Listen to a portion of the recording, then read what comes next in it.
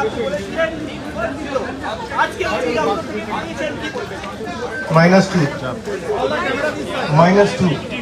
আগে 0 ছিল, আজকে -2, আরো 2 নম্বর কমলো। কেন সেটা আগামী দিন প্রমাণ হবে। আমি যেটা বারবার বলেছি যে সময় নষ্ট, তাদেরও সময় নষ্ট যারা ইডির দপ্তরে কাজ করছে, তাদেরকে আমি দোষ দিই না, তারা তাদের কাজ করছে। যারা রাজনৈতিকভাবে লড়তে পারে না, তারা তদন্তকারী সংস্থার অপব্যবহার করে রাজনৈতিক জমি ফিরে পাওয়ার যে মরিয়া চেষ্টা, তাদের জেনে রাখা উচিত যে ধূপগুড়ি নির্বাচনে হেরে যাওয়ার পর যদি ভাবে আমাকে ইডি দিয়ে ডাকিয়ে ধূপগুড়ি পুনরুদ্ধার হবে, তা সারা জীবনেও হবে না, বা পঞ্চায়েতের ফল উল্টে যাবে, সেটা উল্টাবে না, মানুষের জনসমর্থন বাড়বে। বলুন। আজকে গুরুত্বপূর্ণ একটা বৈঠক ছিল আপনাদের, বৈঠকে আপনি যেতে পারলেন না, আপনাকে জানা হলো ইডি তরফে, এটা কি বলবেন? না, এটা আমি মানুষের কাছে ছেড়ে দিচ্ছি। আপনার চেয়ার খালি রাখা হয়েছে, আপনার চেয়ার ফাঁকা রেখে বৈঠক হয়েছে। আমি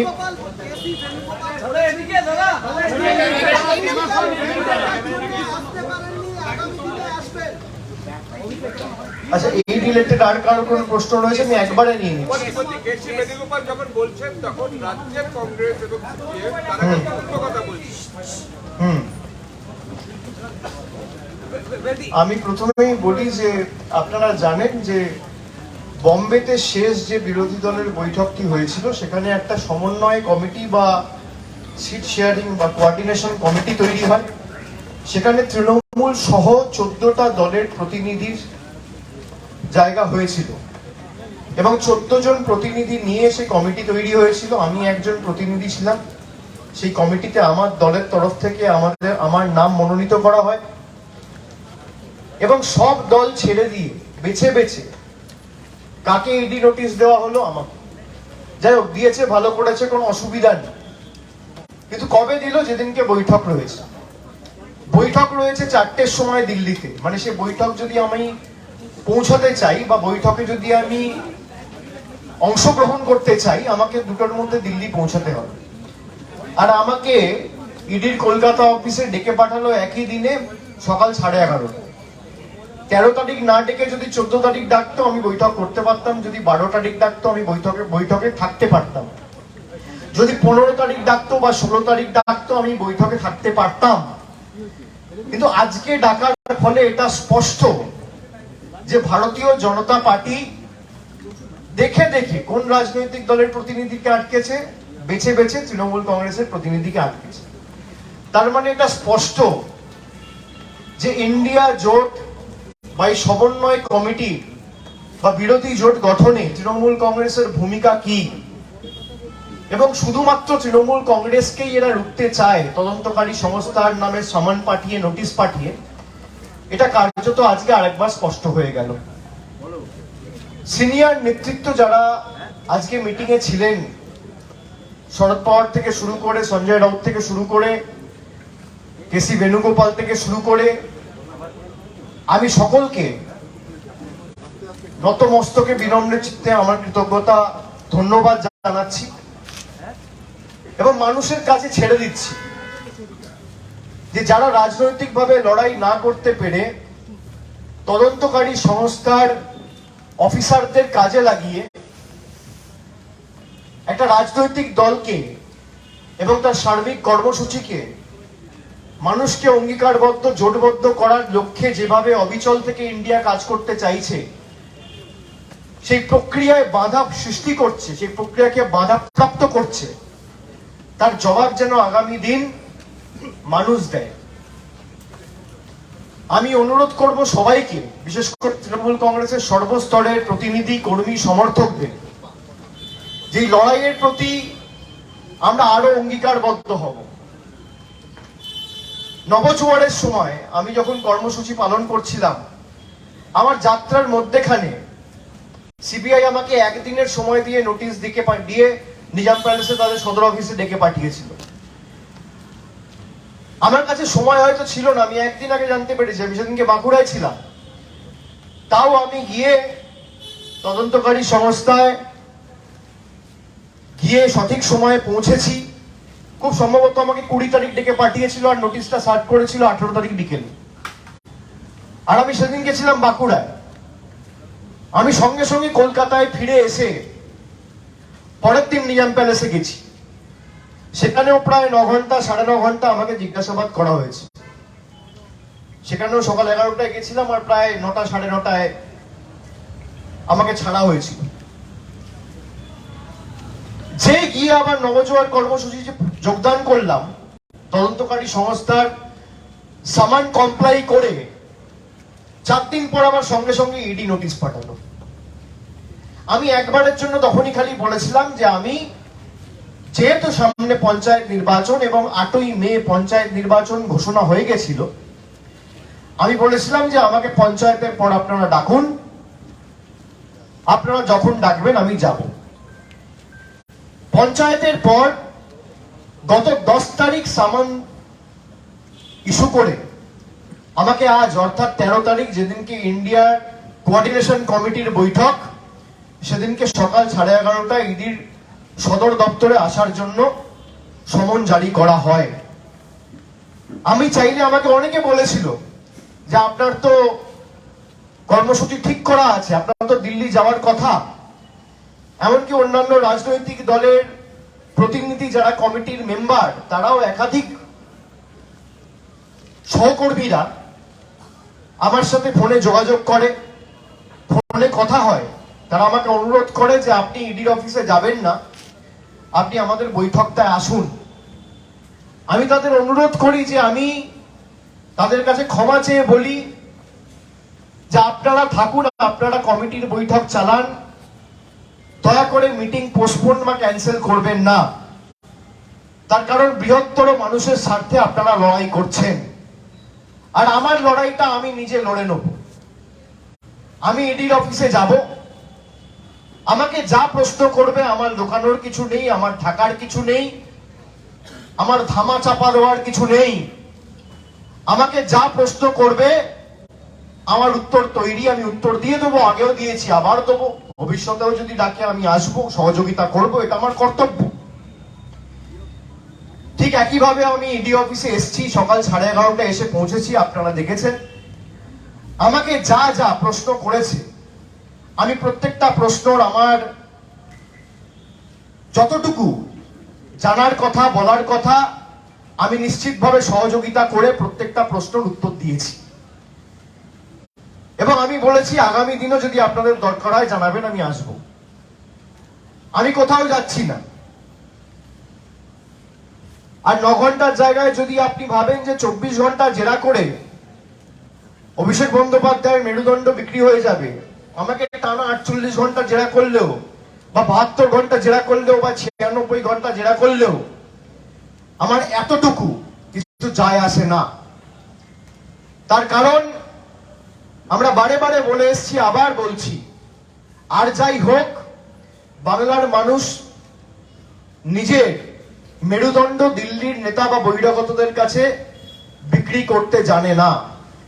আমরা আত্মসমর্পণ করতে জানি না, আমরা বশ্যতা স্বীকার করতে জানি না। তদন্তকারী সংস্থার কাজ করবে।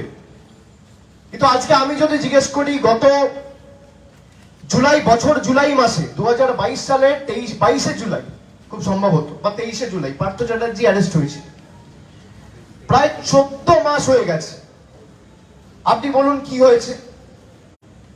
সারদায় সিবিআই ইনভেস্টিগেশন করছে, ইডি ইনভেস্টিগেশন করছে। 9ই মে 2014 সালে সুপ্রিম কোর্ট অর্ডার দিয়েছিল সিবিআই ইনভেস্টিগেশনে। 2014 থেকে আজ আমরা 2023 সেপ্টেম্বর, 9.5 বছর হয়ে গেছে, এখনো ট্রায়াল শুরু হয়নি। নারদা 2016-তে হয়েছে, 2017-তে হাইকোর্ট অর্ডার দিয়েছে সিবিআই এনকোয়ারি। 6 বছর 7 বছর ধরে সিবিআই এনকোয়ারি হয়েছে। যারা মেরুদণ্ড বিক্রি করে অন্য জলে চলে গেছে, তাদের গ্রেপ্তার করা তো দূরের কথা, তাদেরকে একবার ডেকে পর্যন্ত পাঠায়নি। এই যদি তদন্তকারী সংস্থার ভূমিকা হয়, ভারতবর্ষের প্রধানমন্ত্রী কথায় কথায় যখন 2012 সালে গুজরাটের মুখ্যমন্ত্রী ছিলেন তখন তিনি বলতেন সিবিআই মানে হচ্ছে Congress bureau of investigation. CBI credibility নিয়ে প্রশ্ন তুলতেন। আমি আজকে প্রশ্ন তুলতে চাই, এই কেন্দ্রীয় তদন্তকারী সংস্থার ক্রেডিবিলিটি কি আপনাদের নেতৃত্বে?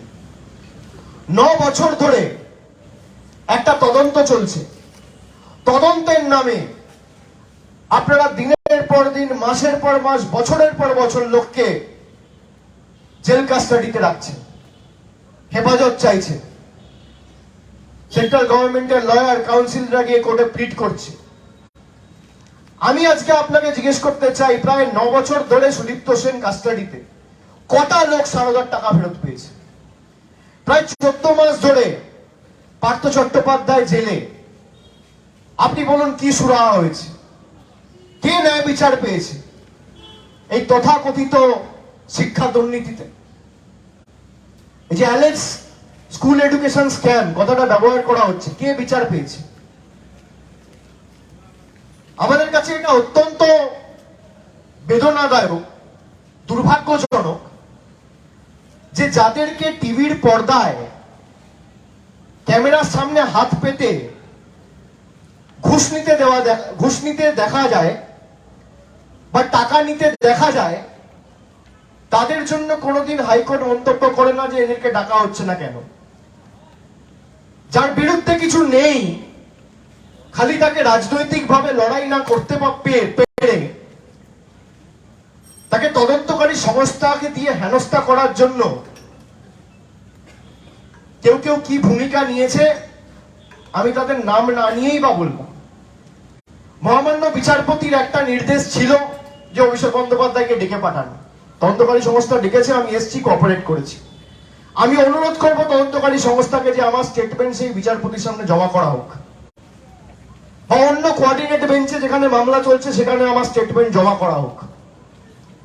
আমি ইডির অফিসের বাইরে দাঁড়িয়ে ইডিকে চ্যালেঞ্জ করে যাচ্ছি যে আমি যে স্টেটমেন্ট আজকে দিয়েছি, আগামীকাল মামলার হিয়ারিং আছে, আপনি সেই বেঞ্চে বা তার কোঅর্ডিনেট বেঞ্চে আমার স্টেটমেন্ট জমা করুন যে আমি কি বলেছি। আর আমি তো প্রথম দিন থেকে যা বলছি আমি আজও একই কথা বলছি। এই এতক্ষণ ধরে আপনারা দাঁড়িয়ে আছেন, আমি মাঝে মাঝে ভাবি এত গরমের মধ্যে বৃষ্টি পড়ছে তাও আপনারা আপনাদের কাজ করছেন। আর ইডি সিবিআই প্রত্যেক 2 মাস 3 মাস 4 মাস অন্তর অন্তর একটা প্রথার মতো হয়ে গেছে। যখনই নির্বাচন আসবে, পঞ্চায়েত নির্বাচনের সময় ডাকা, এখন যেহেতু ধূপগুড়িতে হেরেছে, পঞ্চায়েত নির্বাচনে গোহারা হেরেছে, তাই ডেকে হেনস্থা করা। আবার দেখবেন 3-4 মাস পরে কোন একটা নির্বাচন আসবে বা লোকসভা এগোবে, তারপর আবার ডাকাডাকি শুরু হবে। এটা প্রচলিত প্রথার মতো হয়ে গেছে এবং নির্যাস শূন্য। কোন দোষী শাস্তি পেয়েছে বা আলটিমেটলি কেউ ন্যায় বিচার পেয়েছে বা ন্যায় বিচার যার পাওয়ার কথা, তাকে ন্যায় বিচার পাওয়ার ক্ষেত্রে সদার্থক বা ইতিবাচক ভূমিকা সিবিআই বা ইডি পালন করেছে আপনি দেখাতে পারবেন না। টাইম বাউন্ড ইনভেস্টিগেশন হোক না, একটা কেস 10 বছর ধরে চলছে, তার ট্রায়াল শুরু হয়নি। আপনি ভাবতে পারছেন? সারদা হয়েছিল 2012, 13, 14 অর্ডার হয়েছে, 23-এ ট্রায়াল শুরু হয়নি।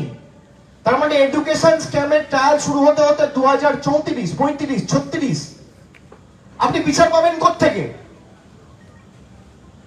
আর কেউ যদি বিজেপিতে চলে যায়, সে ধোয়া তুলসী পাতা, 7 খুন মাপ, সে যাই করুক। আমি তো সিবিআই দপ্তর থেকে যখন বেরিয়েছিলাম মে মাসে, আমি বলেছিলাম আমাকে নাম ধরে ধরে প্রশ্ন করা হয়েছে, আপনারা এই ভদ্রলোককে চেনেন কি, আপনি এই ভদ্রলোককে চেনেন কি চেনেন না। তার মধ্যে 90% নাম ছিল মুর্শিদাবাদ আর পূর্ব মেদিনীপুর জেলার। আপনি দেখাতে পারবেন একজনকে গ্রেপ্তার করেছে। এডুকেশন স্ক্যাম যদি হয়ে থাকে, কাদের মারফতে কোন এজেন্টরা কার অব্দি টাকা পৌঁছেছে এবং কি করে মেধাবী ছাত্রছাত্রীরা তারা কর্মে যোগদান করতে পারে, সেটা সুনিশ্চিত করা উচিত ইডি সিবিআই এর। আপনি দেখুন, কোন তদন্তের সুরাহা হয় না, কোন তদন্তের আলটিমেটলি একদম গভীরে পৌঁছে জাস্টিস সার্ভ করা আজ পর্যন্ত সিবিআই ইডি করতে পারেনি, সেই কারণে ইডির কনভিকশন রেট আজকে 0.48%, মানে 8%-এর নিচে। 0.48% কনভিকশন রেট। তার কারণ প্রত্যেকটা মামলা, প্রত্যেকটা রাজনৈতিকভাবে উদ্দেশ্য প্রণোদিতভাবে মামলার তদন্ত চলছে। রাজনৈতিক প্রতিহিংসা চরিতার্থ করতে তদন্তকারী সংস্থাকে ব্যবহার করা হচ্ছে। সেই কারণে আজকে কনভিকশন রেট 0.48%। আমাকে যে প্রশ্নগুলো করা হচ্ছিল উপরে, নিশ্চিতভাবে আমি তার উত্তর দিয়েছি। আমি বিস্তারিত সংবাদ মাধ্যমের সামনে সেগুলো বলতে বদ্ধপরিকর নই, কিন্তু আমি মনে মনে ভাবছিলাম যে আমরা আজকে বিশেষ করে আপনারা যারা এখানে আছেন বা বাংলায় যারা আমরা বড় হয়েছি বা থেকেছি বা রয়েছি, আমরা ছোটবেলায় ফেলুদার গল্প পড়েছি, সিনেমা দেখেছি। ফেলুদা, জটায়ু, তোপসে, মানে ফেমাস যে ট্রায়ো, সেখানে আপনারা দেখবেন, আপনাদের নিশ্চয়ই মনে আছে, জটায়ু ফেলুদাকে প্রশ্ন করত যে আমি যে দৃষ্টিভঙ্গিতে দেখছি তুমিও সেই দৃষ্টিভঙ্গিতে দেখছো, আমি যা দেখছি তুমিও তাই দেখছো, তাহলে তুমি তদন্ত করে প্রকৃত দোষীকে বার করতে পারছো, আমি পারছি না কেন? ফেলুদা খুব ইন্টারেস্টিং একটা উত্তর দিয়েছিল। ফেলুদা বলেছিল, তোমার সাথে আমার তফাৎটা দৃষ্টিভঙ্গিতে, আমি যা দেখছি তুমিও তাই দেখছো, কিন্তু দৃষ্টিভঙ্গির তফাৎ এতটুকুই, আমি আগে অপরাধ দেখি, তারপর অপরাধী খুঁজি, আর তুমি মনে মনে আগে ঠিক করে নাও যে অপরাধীটা কে, তার উপর অপরাধ জোর জবরদস্তি চাপিয়ে দিতে চাও। এটা ফেলুদা জটায়ুকে বলছে। ইডি আর সিবিআই এর তদন্ত পুরোপুরি জটায়ুর মতো।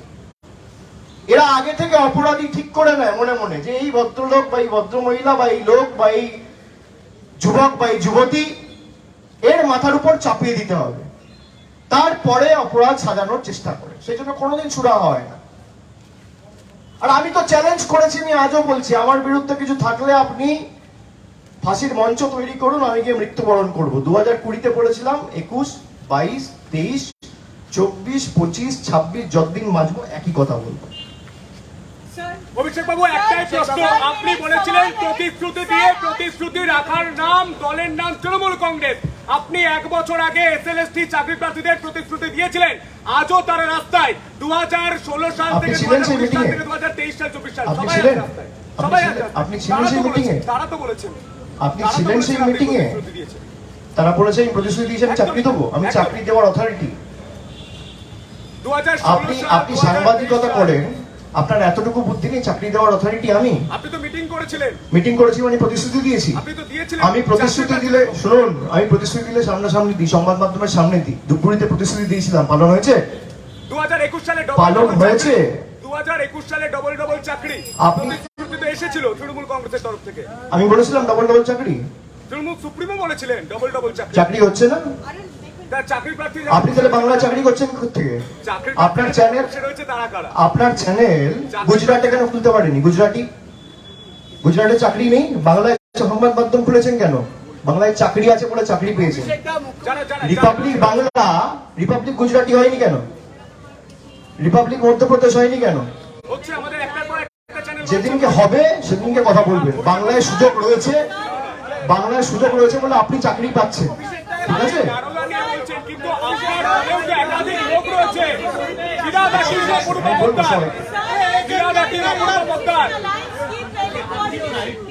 এক সেকেন্ড সবাই। पहली कोऑर्डिनेशन मीटिंग थी, आप भी उस कमेटी के मेंबर हैं। आज आपको समन किया गया था ईडी की तरफ से, जो वहाँ पर मेंबर्स बाकी पहुंचे थे कमेटी के, उन्होंने आपकी रिस्पेक्ट के लिए और सॉलिडारिटी एक्सप्रेस करने के लिए आपकी चेयर खाली रखी थी और कोऑर्डिनेशन कमेटी की बैठक हुई। कैसे आज ही के दिन आपको समन किया गया? অভিষেক এর সঙ্গে যোগ করে দিই, 13টি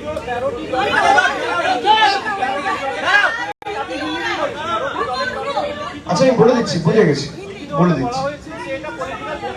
पहली बात तो ये है कि मैं सबका बहुत बहुत आभारी हूँ, क्योंकि जो भी ये स्टेटमेंट दिया है या मेरे साथ सॉलिडरिटी एक्सप्रेस किया है वो बहुत सीनियर लोग हैं, बहुत बुजुर्ग लोग हैं और बहुत दिन का अनुभव है उनका राजनीति में। चाहे वो शरद पवार साहब हो या संजय राउत जी हो या केसी वेणुगोपाल हो जो कांग्रेस का प्रतिनिधि है, या आपका राघव चड्डा हो, या जितने भी राजनीतिक दल के वहां पे मेंबर्स थे, मैं सबका शुक्रगुजार हूं। बट मैं खुश हूं कि आज बैठक हुआ और भारत का हित में ये बैठक हुआ। और क्या बात हुआ क्या नहीं हुआ ये तो मुझे पता नहीं है, मैं अभी निकला हूं, मैं जरूर उनसे बात करूंगा। और मैं यही कहना चाहता हूं कि आने वाला दिन में ये लड़ाई जारी रहे और सर झुकाने में से हम लोग नहीं हैं। और आप इतना देखिए कि जो 14 मेंबर कमेटी बना है उसमें बीजेपी के तरफ से, ईडी की तरफ से नोटिस किसको आया? खाली तृणमूल को आया, मुझे आया, और कोई पार्टी को नहीं गया। मैं किसी को लेस इंपॉर्टेंट या लेस सिग्निफिकेंट प्रूव करने का कोशिश नहीं कर रहा हूं। मैं ये कह रहा हूं कि ये साबित करता है कि तृणमूल का भूमिका या रोल इस ऑपोजिशन अलायंस को फोर्ज करने में कितना महत्वपूर्ण है। So it is a testament to the fact that the kind of role Trinamool Congress has played in the last few months to forge this opposition alliance and to make sure that every party has come together irrespective of their political differences and keeping their egos and differences aside. And I thank each one of them for expressing solidarity in my favor and standing beside me in these trying times. Sir, do you think it's a political vendetta because you have been called today by the ED? Otherwise they would have called me tomorrow. I'm not going anywhere. See, I could have taken this excuse of going to Delhi and skip today's summon. But I am someone who is committed to the principles of accountability and transparency of politics. And I don't want to use this as a excuse to evade the investigation. I don't want to use the excuse of going to Delhi to evade the investigation.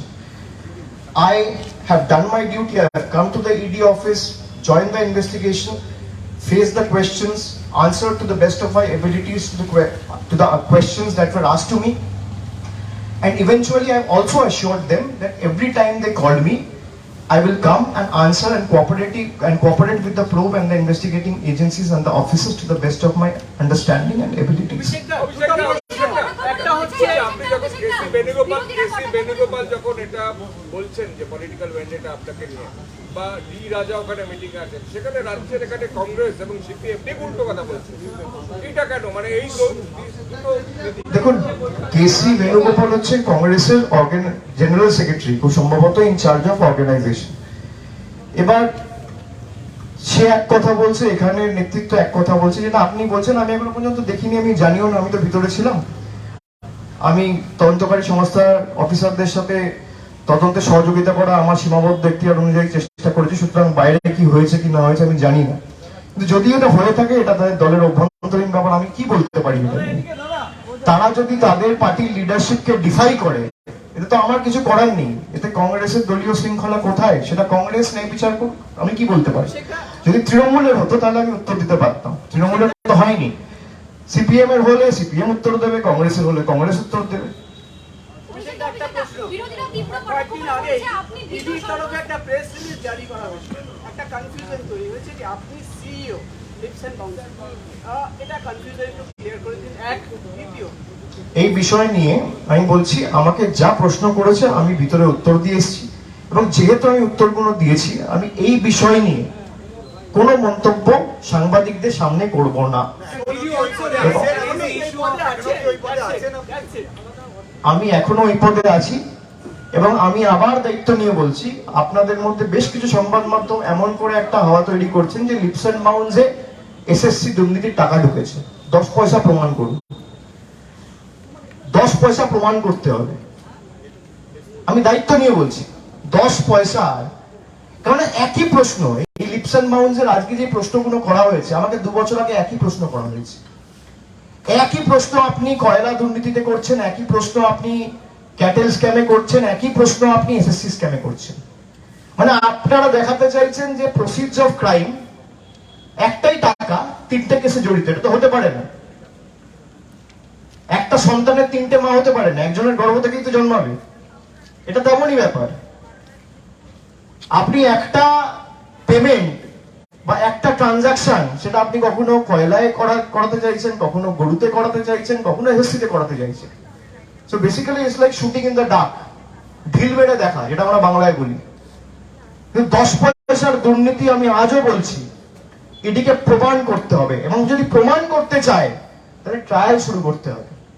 যে তদন্তকারী সংস্থা 10 বছরে একটা trial শুরু করতে পারে না, তার ক্ষমতা বা তার দক্ষতা বা সে কতটা পরীক্ষিত, সেটা নিয়ে বড় একটা প্রশ্নচিহ্ন রয়েই যায়।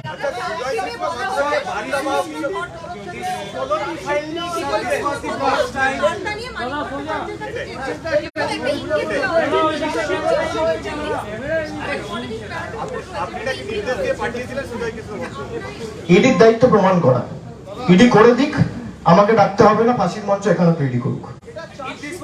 This was the first time that you and ED officers met, and we This was not the first time. In this case, in different context, after 16 files were allegedly downloaded in one of the computers of your office, did they issue any explanation as they met you in person? Was there any apology, any explanation? No, they haven't. They haven't. And why should I expect any apology or clarification from them? The matter is sub judice in court. Let them go and clarify before the court and the bench what they have done. Mr. Bajaj, I have one more question, please. ED is supposed to investigate any matters involving money trade. Manipur war is on for the past 4 months, and no war can survive without money. Do you think ED should also investigate there? They won't, because their hands are tied. That is what I'm trying to say. ED and CBI are investigating by following the pick and choose policy, which is extremely unfortunate. And we have raised this time and again, the kind of scams that has been happening in different places of the country, especially in the BJP ruled states. You will never see an ED raid in Gujarat. You will never see an ED raid in Madhya Pradesh. You will never see an ED raid in Assam. Has there been a single ED raid in the last 10 years in Gujarat? Can you show me one? Has there been a single ED raid in Assam? And the current Chief Minister has been named by Himanta Biswa Sharma in the petition that was filed before the CAMM 2 years back by the director of Sharoda Group of Companies, Sudipto Sen himself. So it is extremely unfortunate. Wherever you have a BJP government, neither will the state police act against the perpetrators, nor will the ED or CBI or the central agencies for that matter will act against the perpetrators. ED only goes to state where there is an opposition government, and to the best of their benefit, they put their entire might, blitz, vigor, entire weight in ensuring they are able to topple the government. Wherever they are not able to topple the government, they will continue to put these pressure tactics. Like you have seen what has happened in Maharashtra. The biggest accused in Maharashtra was Ajit Pawar. He has so many ED, CBI cases dangling on his head. Now he is a part of the NDA government. He joined the BJP and he became pure. No one is there to question him right now. He is the deputy CM of the NDA government. You saw what happens with Eknath Shinde and the 40 MLAs that switch side. 30 of them have ED cases dangling on their head. ED has not questioned them ever since they joined and changed or switched sides. This is ED for you, this is CBI for you. And I don't blame the officers working in the directorate. They are doing their duty. They are only following orders and obeying their political masters, which is ultimately leading to destruction of the country and its economy. Because BJP, in the name of double engine government, is looting the country. BJP is not able to face and fight the opposition. That's why it is using ED, CBI to its benefit. Let there be free and fair investigation. If Shubhendu Adhikari can be seen taking money on television, what is compelling ED to not call him? What is compelling CBI not to call him? What is compelling these investigating agencies not to act against those who have joined the BJP? There is no answer.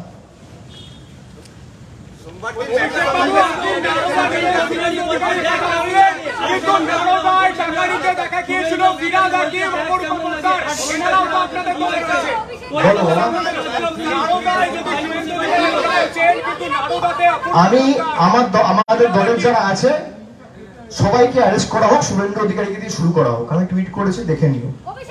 এটা নিয়ে 1 ঘন্টা show করো তোমার channel. যে অভিষেক ব্যানার্জি বলেছে যে যারা নারদায় অভিযুক্ত, এফআইআর নেম অ্যাকিউজড, তাদের তোলা হোক, শুভেন্দু অধিকারীকে দিয়ে শুরু করা হোক। তুমি কথা বোঝো বাংলা? নামটা দিয়েছো রিপাবলিক বাংলা, বাংলা কথা বোঝো না? আমি বলছি যারা ইনভলভড, এফআইআর নেম অ্যাকিউজড, যারা, সে তৃণমূল হোক বিজেপি হোক, তাদের সবার শাস্তি হোক, শুভেন্দু অধিকারীকে দিয়ে শুরু করা হোক।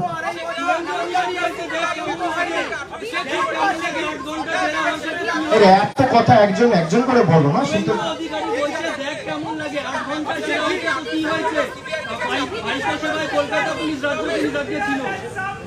শুভেন্দু অধিকারী আজকে বলছে দেখ কেমন লাগে 8 ঘন্টা জেরা হয়েছে, কি হয়েছে? শুভেন্দু অধিকারী এবং তার ভাইকে বারবার হ্যারাসমেন্ট করা হয়েছে। কলকাতা পুলিশ, রাজ্য পুলিশ আজকে ভাইপো সেবা। ওকে বললাম ধূপগুড়িটা ভাল লেগেছে? আমি যদি বলি ধূপগুড়ি ভাল লেগেছে, দেখ কেমন লাগে। আমি তদন্তকারী সংস্থা ব্যবহার করে দেখ কেমন লাগাতে চাই না, আমি রাজনৈতিকভাবে হারিয়ে দেখ কেমন লাগাতে চাই।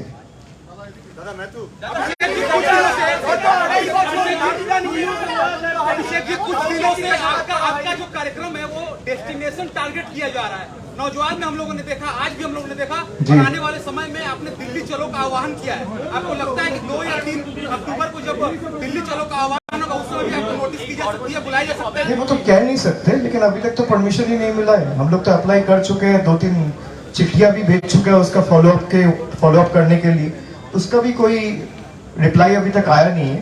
पर खैर, फिर भी 2 तारीख दिल्ली तो हम जाएंगे, और जो लोगों का हित में हम लोग को काम करने का फैसला हम लोग ने लिया है, अगर वो बुलाएगा देखी जाएगी। और मैं तो कहा हूं, मैं कहीं जाने वाला हूं नहीं, आप जितना बार बुलाएंगे मैं आऊंगा।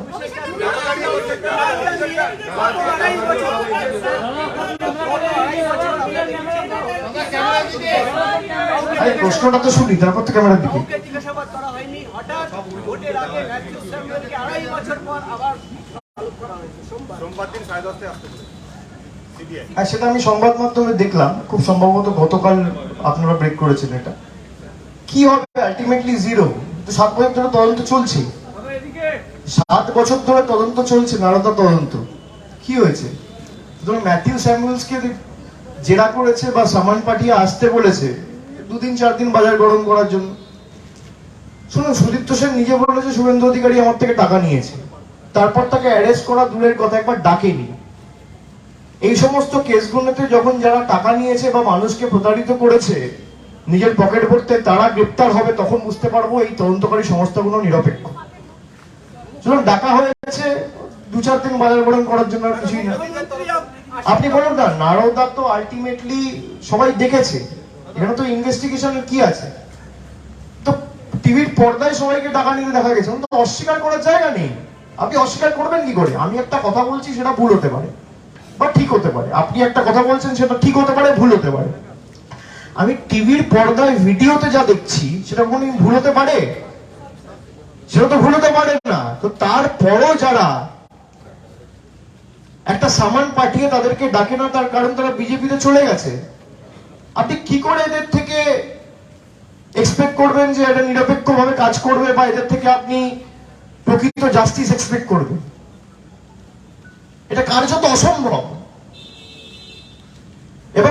এবং বিচার ব্যবস্থার দৃষ্টি আমি আকর্ষণ করতে চাই যে কারোর বিরুদ্ধে কিছু না থাকলেও আপনারা বলছেন তাকে ডেকে পাঠাও, কিন্তু একটা লোককে টিভির পর্দায় ক্যামেরার সামনে টাকা নিতে দেখা গেছে, 7 বছরে কোনো বিচারপতি বলেনি তাকে ডেকে পাঠাও। বিচার ব্যবস্থায় যারা কাজ করছেন, আমি সকলকে নতমস্তকে প্রণাম জানাচ্ছি, শ্রদ্ধা নিবেদন করছি। কিন্তু আমি তৃণমূল করি বলে আমার জন্য আইন আলাদা, আর সে বিজেপি করে বলে তার জন্য আইন আলাদা, সেটা হতে পারে না। আইপিসির যে ধারা, সিআরপিসির যে ধারা, পিএমএল এর যে ধারা আমার জন্য অ্যাপ্লিকেবল, তার জন্য অ্যাপ্লিকেবল। সে তৃণমূল করুক, বিজেপি করুক, সিপিএম করুক, আর নির্দল করুক।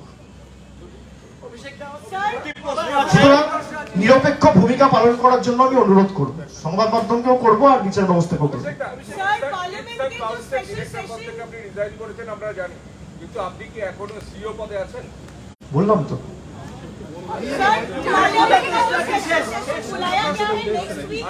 जी सॉरी, पार्लियामेंट का जो स्पेशल सेशन बुलाया गया है नेक्स्ट वीक, उसमें जो बिजनेस दिया गया है उसमें कहा गया है कि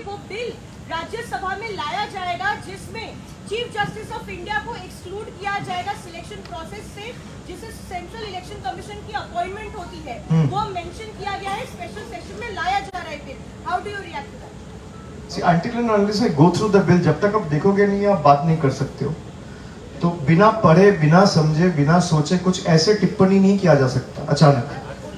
Let me go through the bill and eventually when I meet you next after going through the bill, I'll definitely offer my comments.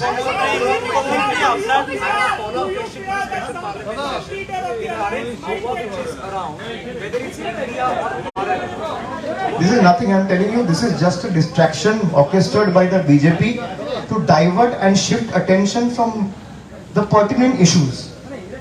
From the pertinent issues, like price rise. I've been saying this time and again.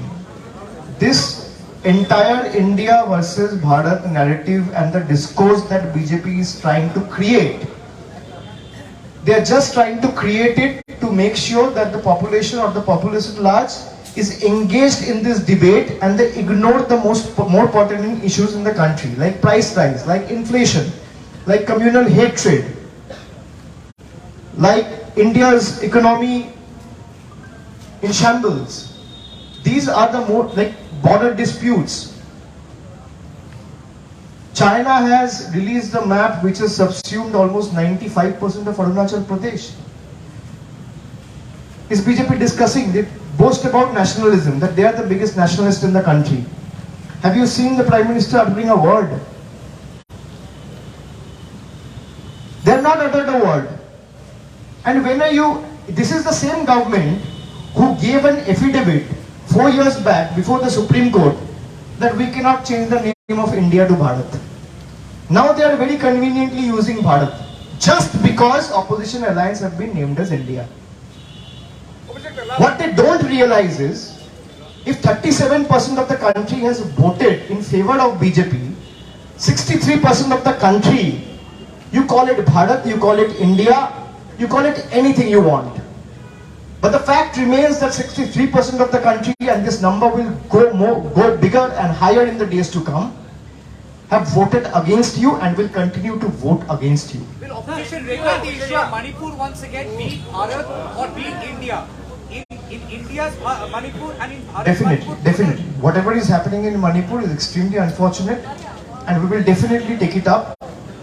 Our Chief Minister has written to the Home Minister when the incident started, when the entire hue and cry and the kind of torture that was unleashed on the people of Manipur actually unfolded, and we will definitely take it up in the next session as well if we are being given the proper opportunity.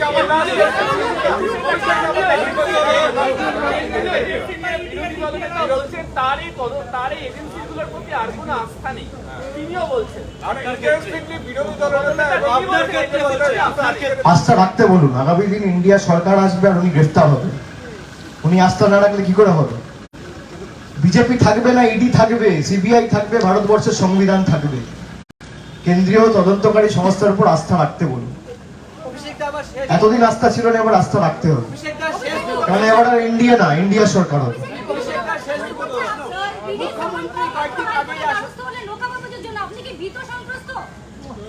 আপনার চ্যানেলের নাম কি? Bangla hunt. আমি প্রথমত হাইকোর্টের দ্বারস্থ হইনি, কবচ্ছে কালকে কেসটার হিয়ারিং ছিল, কেসটা ফাইল হয়েছে 3 মাস আগে। আপনারা না জেনে খবর করেন। কালকের কেসটার শিডিউল্ড হিয়ারিং ছিল, আমাকে নোটিশ পাঠিয়েছে 10 তারিখ, আর লাস্ট উইক এই ডেটটা ঠিক হয় যে 12 তারিখ হিয়ারিং হবে। আমি আলাদা করে কালকে অ্যাপ্লিকেশন ফাইল করিনি, আমি আলাদা করে গতকাল পিটিশন ফাইল করিনি। আর আমি ভীত সন্ত্রস্ত নেই, আমার রাইট। আমি কোর্টে যাবো না আপনি বলছেন? কোর্টে গেলে আমি ভীত সন্ত্রস্ত, আর কোর্টে না গেলে তখন বলে কোর্টে যাচ্ছে না কেন? এত ভয় কিছু না থাকলে কোর্টে যাক। বিরোধীদের তো এই বক্তব্য যে কিছু যদি না থাকে তাহলে ভয় পাওয়ার কি আছে, কোর্টে যাক। আর যেই আমি কোর্টে যাচ্ছি বলছে কোর্টে যাচ্ছে কেন, ভীত সন্ত্রস্ত। মানে কি করবো, ওরা ঠিক করে দিক। আমি সিপিএম, কংগ্রেস, বাংলার কংগ্রেস, সিপিএম আর বিজেপি, আমি 3 জনকে অনুরোধ করবো একটা বৈঠক ডাকুন। অভিষেক বন্দ্যোপাধ্যায় কি করলে আপনারা খুশি হবে ঠিক করুন, 1, 2, 3, 4 করে একটা জয়েন্ট বৈঠক করে আমাকে ঠিক করে দিন, আমি তাই করবো। অতৃপ্ত আত্মাগুলো শান্তি পেলে আমি খুশি হব।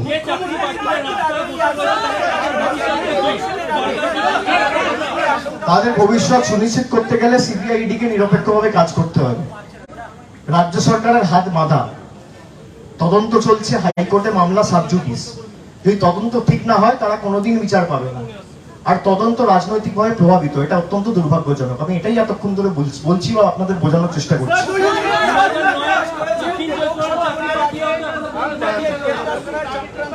আজকে আপনি প্রায় 9 ঘন্টা ছিলেন, আপনি বেরোনোর পর একই আশঙ্কা প্রকাশ করছেন। এক, দ্বিতীয় প্রশ্ন হচ্ছে, আমি তো বলছি আমাকে গ্রেপ্তার করুক। প্রথম কেন বলছি গ্রেপ্তার করুক, তার কারণ আমাকে যেই গ্রেপ্তার করবে আমার স্টেটমেন্টটা কোর্টে জমা দিতে হবে। কোর্টে যেই স্টেটমেন্টটা জমা দেবে স্টেটমেন্টটা পাবলিক হবে, দেখুক লোক যে আমি কোন ইনভেস্টিগেশনে গিয়ে কি বলেছি এবং কোথায় আমার বক্তব্যের কি ডিসক্রিপেন্সি রয়েছে। এবং আমি চ্যালেঞ্জ করে যাচ্ছি যে ক্ষমতা থাকলে, আপনার বুকে দম থাকলে আপনি আমায় গ্রেপ্তার করুন। দাদা, একটা প্রশ্ন, একটাই প্রশ্ন, বিজেপি এবং বিরোধীদের তরফ থেকে This has become the new normal. So this is expected.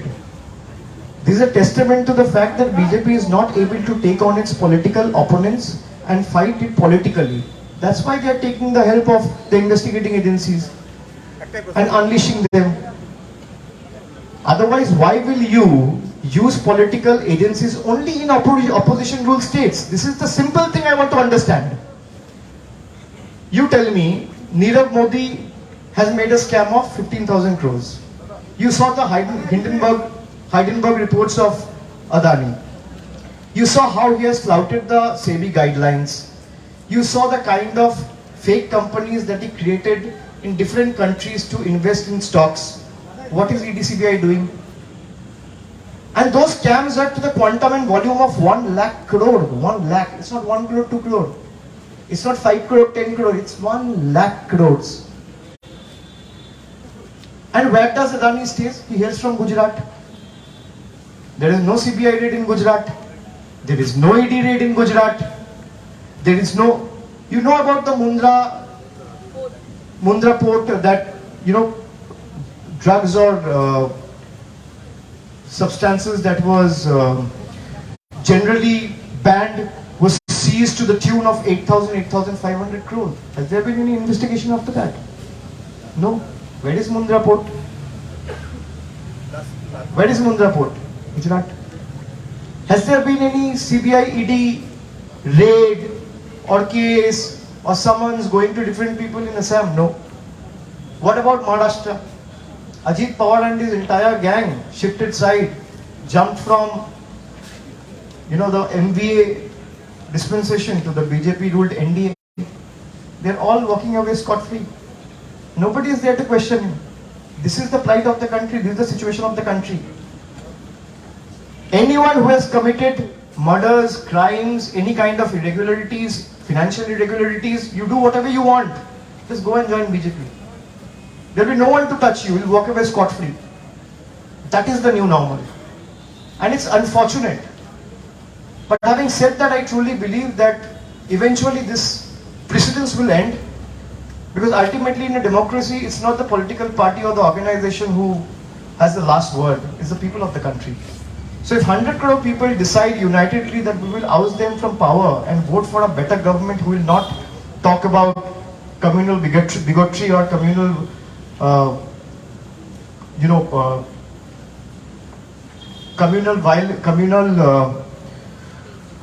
tension, hatred, or any kind of divisive politics, then people will have the last word. In a democracy, ultimately it's people who decides who will dictate the terms. It's not the political parties or the leaders of the political parties. This is something which the BJP needs to understand, and it's high time. I'm sure you have seen the videos of Lalit Modi, fugitive Lalit Modi, attending the marriage ceremony of Harish Salve, former Solicitor General, and today he's also part of the panel which is trying to see the possibility of one nation, one vote. Unfortunate, what else can I say? You must have seen Mehul Choksi's red corner notice is cancelled, it's nullified. And he has looted the country to the tune of 20,000 crores. Where does he come from? Again, Gujarat. No CBI, no ED did nothing. You will not see investigating agencies acting on the real financial irregularities. They're only after political witch hunts. They're only after political witch hunting. they're only after opposition leaders to make sure that this keeps them busy and they're not able to concentrate on politics and play their or do their bit for the bigger role or the bigger battle ahead in 24. But come what may, we as a party or a member of the opposition or a member of the India Alliance, come what may, we will not budge an inch from the fight against these autocratic forces, and we will take it to the, we'll fight to the last drop of our blood in ensuring that they're ousted, Last question. and they are paid back in their own in their own medicine. তিনি রোজ বলছেন মমতা বন্দ্যোপাধ্যায় মন খারাপ হলে দলের মধ্যে মারামারি হলে স্পেনে ঘুরতে যান। এই দপ্তর এখান থেকে দিল্লি যান, ব্ল্যাক টি শার্ট পরে যান, মানে সফট নোটে আমি এটা কি এবার এবিপি ঠিক করবো, আমি টি শার্ট কি পরবো, সাদা পরবো না কালো পরবো, মানে এমনি সফট নোটে কি মার্ক অফ প্রোটেস্ট বা কিছু মার্ক আপ, আমি সাদা আর কালোই বেশি পরি, কোইন্সিডেন্স বলতে পারো। মমতা বন্দ্যোপাধ্যায় মন খারাপ হলে দলের মধ্যে ঝামেলা হলে উনি স্পেনে ঘুরতে যান। দিলীপ ঘোষ বলছেন মমতা দিলীপ ঘোষকে জিজ্ঞেস করুন ধূপগুড়িতে দেখা যায়নি কেন, কোথায় ছিল, প্রচার করেননি?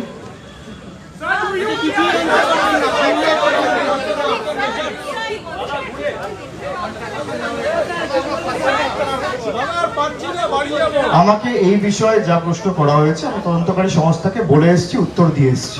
আপনাকে কি আবার ডেকেছে? Some leader of the alliance will be intimidated by ED or CBI and finally they leave the alliance. Do you fear this? I'm not an astrologer, sir. How can I say? It depends on your might and metal. If you have it in you and you think that I will not bow down, come what may, you'll not bow down. And if you think that I will, ultimately succumb to the pressure or concede, you'll concede. So I am not an astrologer. I can tell you about me. Even if they chop my throat, I'll not bow down. I'm built differently. I'm not built like that. You do whatever you can, whatever might you have, you exert. Let's see, if I'll have to bow down, I'll bow before the power of the people. I'll not bow before the people in power. It's as simple as that. বিধায়ক মন্ত্রীকে 40,000 টাকা বেড়ে গেল। কি আন্দোলনকারীরা বলছে বিধায়ক মন্ত্রীকে 40,000 টাকা করে বেড়ে গেল। তাদের দিয়ে কবে করবে? যতবার এসেছেন কালোটাই পড়েছেন, এটা কি বিদ্রোহের প্রতীক? তো বললাম তো, এটা পিওর কোইন্সিডেন্স। আমি সাদা কালো বেশি পড়ি, এবার তোরা মনে করে দিলে পরে আবার সাদা পড়ে আসবে। সিবিআই তো কালো ছিল। কোইন্সিডেন্স, আমি কালোই বেশি পড়ি। তোমরা আমার যে কটা জায়গায়, যে কোনো জায়গায় গেছি আমি দেখবে সাদা বা কালো আমি বেশি পড়ি, আমি রং কম পড়ি। মন্ত্রী বিধায়কদের 40,000 টাকা করে বেতন বেড়েছে। কি আন্দোলনকারীরা বলছে তাদের বেতন কবে বাড়বে? দিয়ে আন্দোলনকারীদের বলুন তাদের মামলা সুপ্রিম কোর্টে সাব জুডিস, সুপ্রিম কোর্ট যা নির্দেশ দেবে তাই হবে। যাদেরকে গ্রেফতার করা হয়েছে এখন পর্যন্ত, তারা একটা সময় তৃণমূল যুব কংগ্রেসের নেতা হিসেবে বিভিন্ন জেলায় তারা দায়িত্বে ছিলেন, যে সময় আপনি যুব সভাপতি ছিলেন। এখান থেকে বলা হচ্ছে তারা চাকরি দেবার নাম আপনি ভুল দেখেছেন। 2019-2020 অ্যাপয়েন্টমেন্ট লেটারটা দেখুন, যেটা রিলিজ করা হয়েছিল, সেখানে শান্তনু বন্দ্যোপাধ্যায়কে আমি সরিয়েছি। তার আগে উনি টাকাটা আর নাম বলুন, কুন্তল ঘোষ আমার আন্ডারে দেখতে ছিল কোন জেলায়? দেখাতে পারবে? কোথাও ছিল না। যে কটা অ্যাপয়েন্টমেন্ট লেটার আছে আপনি দেখান। আর যদি কেউ ভুল করে থাকে, আমি তো বারবার বলছি ভাই, সে তৃণমূল হোক, বিজেপি হোক, কংগ্রেস হোক, সিপিএম হোক, তার যাবজ্জীবন হোক, কঠোরতম শাস্তি হোক, কিন্তু পিক অ্যান্ড চুজ কেন? আমি তো এইটুকু জিজ্ঞেস করছি। তুমি শুভেন্দু অধিকারীকে টাকা নিতে দেখেছো? হ্যাঁ কি না? ফুটেজ দেখা গেছে, তুমি দেখেছো তো? নিজে বলছো দেখেছো। আপনাদের দলে ছিল, ব্যবস্থা নিলেন না কেন? কেন ইডি সিবিআই ইনকোয়ারি কি সিবিআই তৃণমূলের আন্ডারে? হাইকোর্ট যখন দিয়েছিল, শুভেন্দু অধিকারী যখন টাকা নিয়েছিল, যখন তৃণমূলে ছিল 2017 সালে হাইকোর্ট অর্ডার দিয়েছিল সিবিআই ইনকোয়ারি হবে। সিবিআইটা তৃণমূল চালায়? আপনারা দলের থেকে ব্যবস্থা নেননি কেন সেই সময়? সিবিআইটা তৃণমূল চালায়? আমি সেটা জিজ্ঞেস করছি। আর এফআইআর নেম অ্যাকিউজড, যেটা বিজেপি চালিয়ে বড় করে বিজেপির দপ্তর থেকে সিদ্ধার্থনাথ সিং দেখিয়েছিল, তাকে যে বিজেপি নিল, বিজেপিকে প্রশ্ন করেছেন যে আপনারা নিয়েছেন কেন? করেছেন? সারদা স্টিং অপারেশনটা কে দেখিয়েছিল? তৃণমূল না বিজেপি? বিজেপি যখন দেখিয়েছিল, যখন অমিত শাহ পদলেহন করে হাঁটুতে হাত দিয়ে পায়ে হাত দিয়ে বিজেপি জয়েন করলো, তখন আপনি অমিত শাহকে জিজ্ঞেস করেছিলেন যে এফআইআর নেম অ্যাকিউজকে আপনি বিজেপিতে নিলেন কেন? আপনার ক্ষমতা নেই, আপনার মেরুদণ্ড নেই, আপনার সিদ্ধারা নেই। সেই সময় তো তৃণমূলেই ছিল আপনারা। যখন বিজেপিতে জয়েন করলো আমি আপনাকে কি জিজ্ঞেস করছি? আপনি তখন তো তৃণমূলেই ছিল শুভেন্দু অধিকারী, যখন আপনারাই বা ব্যবস্থা নেননি কেন? কেস সাবজুডিস ছিল বলে ব্যবস্থা নেই। আর আমি তখন জেনারেল সেক্রেটারি ছিলাম না, তখন আমাকে জিজ্ঞেস করতেন, দরকার হলে আমি যদি জেনারেল সেক্রেটারি থাকতাম। আমি 2020-তে হয়েছি, আমি জেনারেল সেক্রেটারি 2021-এ হয়েছি। 2021-এর পর আপনি বলুন ব্যবস্থা নেই, আমি জবাব দেবো। প্রশ্ন করুন। আপনি অমিত শাহকে প্রশ্ন করতে পারবেন? আপনি জেপি নাড্ডাকে প্রশ্ন করতে পারবেন? আপনার মেরুদণ্ড আছে?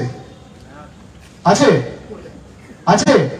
আপনি যদি অমিত শাহকে প্রশ্নটা করতে পারেন, পরের দিন রাজনীতি ছেড়ে দেবো। যে এফআইআর নেম অ্যাকিউজ শুভেন্দু অধিকারীকে আপনি কেন নিয়েছেন? কি কারণে নিয়েছেন?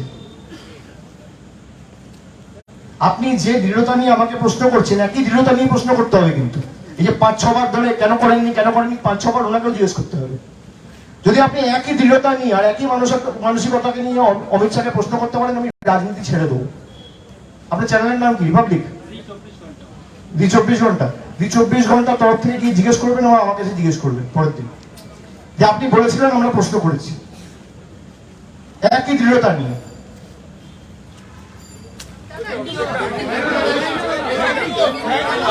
হ্যাঁ, তদন্ত ঠিক ঠিক এগোচ্ছে না, এগুলো আপনি কিন্তু শুরু হওয়া হতো। আরে 1 মাস 10 দিন 15 দিন ধরে তো তদন্ত হচ্ছে না, তদন্ত চলছে প্রায় 1.5 বছর। 1.5 বছরে কি হয়েছে? আর আপনি 1.5 বছর ছেড়ে দিন, যে তদন্ত 10 বছর ধরে চলছে তারপরও শুরু হয়নি। আর ট্রায়াল না শুরু হলে আপনি কি করে বিচার পাবেন? ট্রায়াল না শুরু হলে আপনি তো বিচারই পাবেন না। আমি বললাম সেটা নিয়ে কোর্টে অলরেডি মামলা হয়েছে, ম্যাটার সাবজুডিস, সে নিয়ে আমি কিছু বলতে চাই না। আর এই বিষয়ে তদন্তকারী সংস্থার অফিসাররাও আমার সাথে কোনো রকম কোনো আলোচনা বা কথা বলেনি। সুজয় কৃষ্ণ বন্দ্র কালীঘাটের কাকু, তার একটা বক্তব্য ইন্টারভিউ প্রকাশিত হচ্ছে, তিনি ওখানে বলছেন যে অভিষেক বন্দ্যোপাধ্যায় আমার বস এবং তাকে কেউ ছুটতে পারবে না। এইটার ব্যাখ্যা যে বলেছে তাকে জিজ্ঞেস করুন। আপনার নাম? আমার নাম করেছে, কিন্তু যে বলেছে ছুতে পারবে না, এই যে ঢুকে বেরিয়ে এলাম, ছুতে পারলো? ব্যাখ্যাটা একটাই থাক। আমি তো এড়িয়ে যাচ্ছি না, আমি তো পালিয়ে যাচ্ছি না, আমি তো পাশ কাটিয়ে পালিয়ে যাচ্ছি না। আমি তো বলছি আমাকে যতবার ডেকেছে আমি এসেছি। আগের বছর এই সেপ্টেম্বর মাসে এখানে এসেছিলাম। কম করে সিবিআই ইডি অফিসে আস্তে আস্তে আপনাদের সবার সাথে দেখাতে হয় 2 মাস 3 মাস অন্তর অন্তর। প্রচলিত প্রথা হয়ে গেছে, আবার 2 মাস পর ডাকবে, 10 দিন পর ডাকবে, 3 মাস পর ডাকবে, আবার আসবে। নিশ্চিত সুজয় ভদ্রের বিরুদ্ধে যা আছে প্রমাণ দিক, কোর্টে কেস চলবে এবং কোর্টে চলছে বিচারাধীন, নিশ্চয়ই রাজনৈতিক।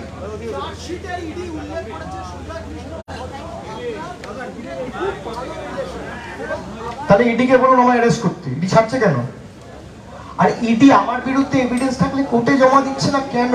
কোর্ট তো চাইছে যে তুমি, তোমার কাছে কি ট্রেল রয়েছে কোর্টে জমা দাও। ইডিকে কে বারণ করছে? আমি তো ইডি চালাই না, আমি তো ইডির দপ্তরের বাইরে দাঁড়িয়ে ইডির অফিসারদের চ্যালেঞ্জ করে যাচ্ছি আমার বিরুদ্ধে কিছু থাকলে কোর্টে জমা দিন। কেউ তো বারণ করছে না। আর কোর্টে যদি জমা দেয়, কোর্ট তো আমাকে কোনোদিন কোন রকম কোন রক্ষা কবচ দেবে না আমার বিরুদ্ধে যদি কিছু থাকে। সুপ্রিম কোর্টে ক্ষমা চাইতে হয়েছে ইডিকে, এলওসি করেছে বলে। এই ইডিকে সুপ্রিম কোর্টে গিয়ে ক্ষমা চাইতে হয়েছে। আর খুব সাম্প্রতিক কালের ঘটনা, 2 বছর 4 বছর আগের না, 2 মাস আগের ঘটনা। আমার বিরুদ্ধে কিছু থাকলে তুমি কোর্টে জমা দাও, কে বারণ করেছে? আমাকে অ্যারেস্ট করো। এই 4 বছর ধরে এই নিয়ে কবার এলাম? আমি 5 বার এলাম, আমার স্ত্রী 4 বার এসছে, 9 বার ইডি সিবিআই মিলিয়ে 2 বছরে। আমি তো এড়িয়ে যাইনি। তোমাদের আগ্রহ রয়েছে অভিষেক বন্দ্যোপাধ্যায়কে অ্যারেস্ট করবে না কেন? আরে ভাই, যেটা বলছো সেটা ওদেরকে বলো, ইনফ্লুয়েন্স করে তোমরা কোর্টে জমা দাও। দুধ কা দুধ, পানি কা পানি।